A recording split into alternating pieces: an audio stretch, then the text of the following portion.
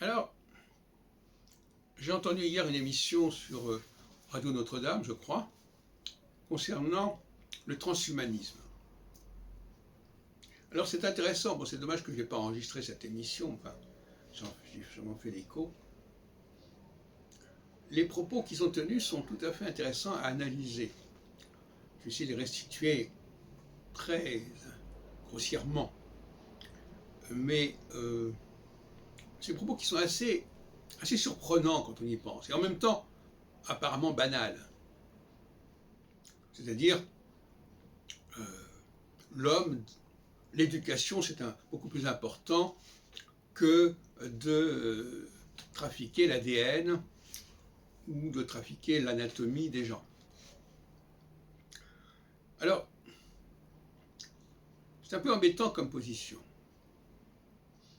parce que c'est une position qui théologiquement n'est pas tenable.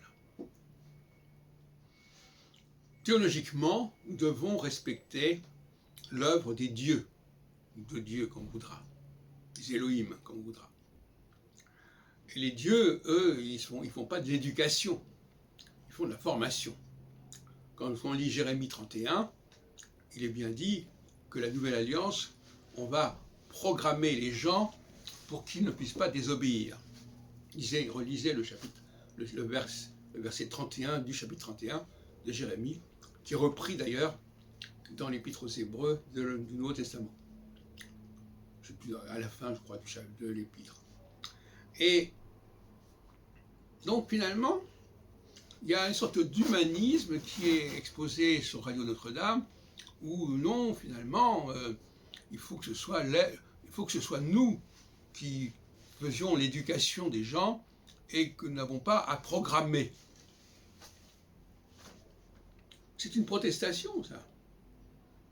Une protestation contre la programmation que les dieux ont fait de notre humanité, notamment par le biais de l'astrologie d'ailleurs, mais pas seulement, par le biais de toutes sortes de clivages, de sexe, de race, etc.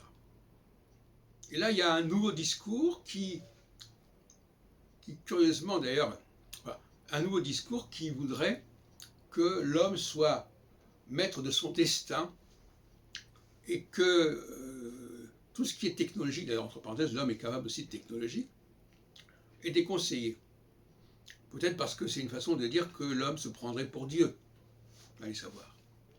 En tout cas, ce débat m'a paru le symptôme d'une certaine confusion théologique, assez caractéristique d'ailleurs, où on ne sait plus très bien à quel Dieu se vouer, si on peut dire, parce que moi je vois qu'il y a 3 niveaux de divinité, et on mélange allègrement la divinité qui justement est capable de transformer l'humain premier en un deuxième niveau, et une humanité qui se contenterait finalement de passer par la culture, de passer par l'éducation, ce qui me paraît un petit peu dérisoire.